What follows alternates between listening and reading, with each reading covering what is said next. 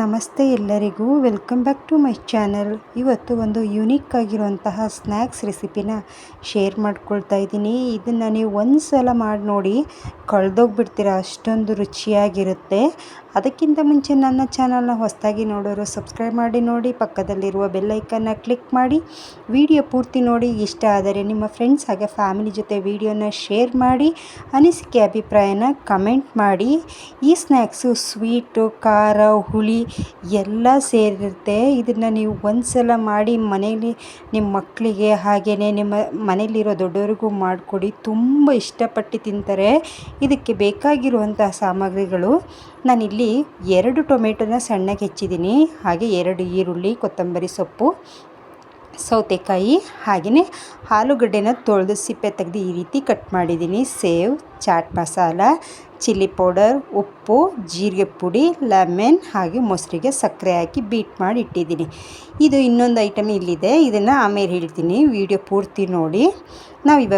ನಾವೇನು ಕಟ್ ಮಾಡಿ ಇಟ್ಟಿದ್ವಲ್ಲ, ಇದನ್ನು ನಾವು ಸಣ್ಣದಾಗಿ ಕಟ್ ಮಾಡಿದ್ದು ಕ್ಯೂಬ್ಸ್ ರೀತಿ ಕಟ್ ಮಾಡಿದ್ದೀನಿ. ಇದನ್ನು ಇವಾಗ ಎಣ್ಣೆಯಲ್ಲಿ ಹಾಕಿ ಇದನ್ನು ಚೆನ್ನಾಗಿ ಫ್ರೈ ಮಾಡ್ಕೋಬೇಕು.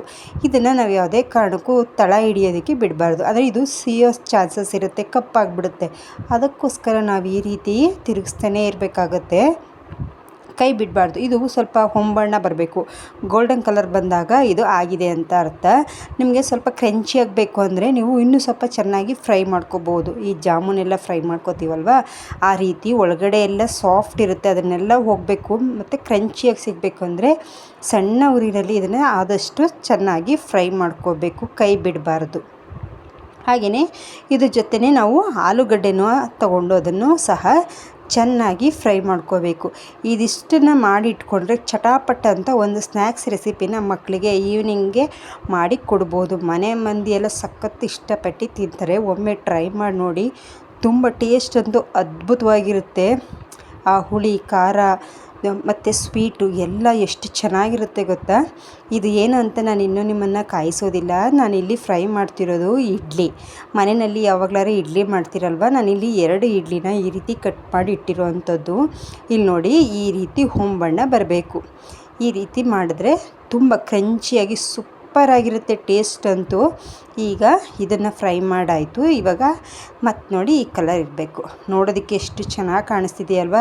ನೀವು ಯಾವಾಗಲಾರು ಈ ರೀತಿ ಟ್ರೈ ಮಾಡಿದ್ರೆ ಕಮೆಂಟಲ್ಲಿ ತಿಳಿಸಿ.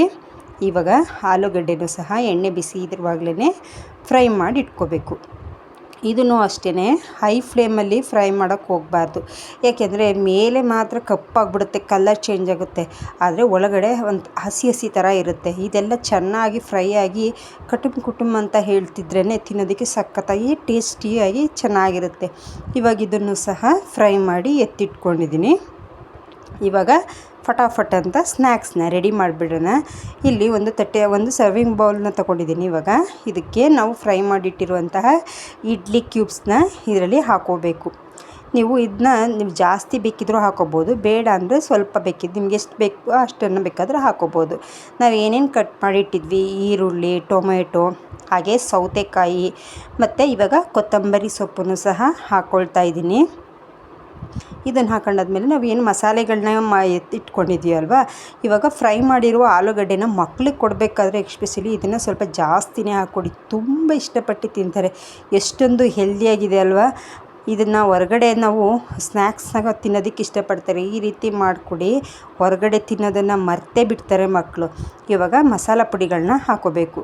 ನಾನಿಲ್ಲಿ ಚಿಲ್ಲಿ ಪೌಡರ್, ಹಾಗೆಯೇ ಚಾಟ್ ಮಸಾಲ ಪೌಡರ್, ಹಾಗೆಯೇ ಜೀರಿಗೆ ಪುಡಿ, ಇದಿಷ್ಟೇ ನಾವು ಬಳಸ್ತಾ ಇರೋಂಥದ್ದು. ಹಾಗೆಯೇ ಉಪ್ಪು, ಸ್ವಲ್ಪ ಉಪ್ಪು ಹಾಕೋಬೇಕು ಅಷ್ಟೇ. ಹಾಗೆಯೇ ನಾವು ಲೆಮನ್ ಜ್ಯೂಸ್, ಅಂದರೆ ನಿಮಗೆ ಜಾಸ್ತಿ ಬೇಕು ಅಂದರೆ ಹಾಕೋಬೋದು. ಲೆಮನ್ ಹುಳಿನ ಜಾಸ್ತಿ ಮಕ್ಕಳು ಇಷ್ಟಪಡಲ್ಲ, ಅದಕ್ಕೆ ನಾನು ಸ್ವಲ್ಪ ಹಾಕ್ಕೊಳ್ತಾ ಇದ್ದೀನಿ. ಇದಿಷ್ಟನ್ನ ಹಾಕಿ ನಾವು ಇವಾಗ ಮ್ಯಾಂಗೋ ಸೀಸನ್ ಇರೋದ್ರಿಂದ ನಾನು ಮ್ಯಾಂಗೋನ ಬಳಸ್ಕೊಳ್ತಾ ಇದ್ದೀನಿ. ನೀವು ಬೇಕಿದ್ದರೆ ದಾಳಿಂಬೆ ಬೇಕಿದ್ರೂ ಹಾಕೋಬೋದು ಮಕ್ಕಳಿಗೆ ಕೊಡಬೇಕಾದ್ರೆ. ಹಾಗೆಯೇ ಕಾಂಗ್ರೆಸ್ ಕಡಲೆ ಬೀಜ ಬರುತ್ತಲ್ವ, ಅದನ್ನು ಸಹ ಹಾಕೋಬೋದು. ಇಲ್ಲಾಂದರೆ ನೀವು ಇದು ಸ್ಪ್ರೌಟ್ಸ್ ಅಂದರೆ ಮೊಳಕೆ ಕಾಳುಗಳು, ಅದನ್ನು ಸಹ ಹಾಕೋಬೋದು, ತುಂಬ ಚೆನ್ನಾಗಿರುತ್ತೆ. ನಾನಿಲ್ಲಿ ಮೊಸರು ಮತ್ತು ಸಕ್ಕರೆನ ಬೀಟ್ ಮಾಡಿ ಇಟ್ಟಿದ್ದೆ, ಅದನ್ನು ಸಹ ಹಾಕ್ಕೊಳ್ತಾ ಇದ್ದೀನಿ. ಸ್ವಲ್ಪನೇ ಹಾಕ್ತಿರೋದು. ಇದ್ರ ಮೇಲೆ ಸೇವನು ಅಷ್ಟೇ ಇಷ್ಟಪಡೋರು ಅಥವಾ ಮಕ್ಳಿಗೆ ಕೊಡುವಾಗ ಸ್ವಲ್ಪ ಜಾಸ್ತಿ ಹಾಕಿ ಕೊಟ್ಟರೆ ಮಕ್ಕಳು ಸಹ ಇಷ್ಟಪಟ್ಟು ತಿಂತಾರೆ. ಈಗ ಸೇವ್ ಹಾಕಾಯಿತು. ಇವಾಗ ಮ್ಯಾಂಗೋನ ಕ್ಯೂಬ್ಸ್ ರೀತಿ ಸಣ್ಣ ಸಣ್ಣದಾಗಿ ಹೆಚ್ಚಿಟ್ಕೊಂಡಿದ್ದೀನಿ, ಅದನ್ನು ಸಹ ಹಾಕೋತಾ ಇದ್ದೀನಿ. ಮತ್ತು ಕೊತ್ತಂಬರಿ ಸೊಪ್ಪನ್ನು ಹಾಕ್ಕೊಂಡು ಇದ್ರ ಮೇಲೆ ಸ್ವಲ್ಪ ಹನಿ ಹಾಕ್ಕೊಂಡು ತಿಂತಾಯಿದ್ರೆ ಸಖತ್ತಾಗಿರುತ್ತೆ ಟೇಸ್ಟು. ಇದು ತುಂಬಾ ಆರೋಗ್ಯಕ್ಕೂ ಸಹ ಒಳ್ಳೆಯದು. ಎಲ್ಲ ನಾವಿಲ್ಲಿ ಹೆಲ್ದಿಯಾಗಿರುವಂಥದ್ದನ್ನೇ ಬಳಸಿರೋವಂಥದ್ದು. ಇದನ್ನು ನೀವು ಒಂದು ಸಲ ಟ್ರೈ ಮಾಡಿ ನೋಡಿ, ಮತ್ತೆ ನೀವೇ ಮಾಡ್ತಾ ಇರ್ತೀರ, ಅಷ್ಟು ಚೆನ್ನಾಗಿರುತ್ತೆ ಟೇಸ್ಟು. ನೀವಿಲ್ಲಿ ನಿಪ್ಪಟ್ಟು ಅದನ್ನು ಸಹ ಸ್ವಲ್ಪ ಕ್ರಷ್ ಮಾಡಿ ಅದನ್ನು ಸಹ ಹಾಕೋಬೋದು.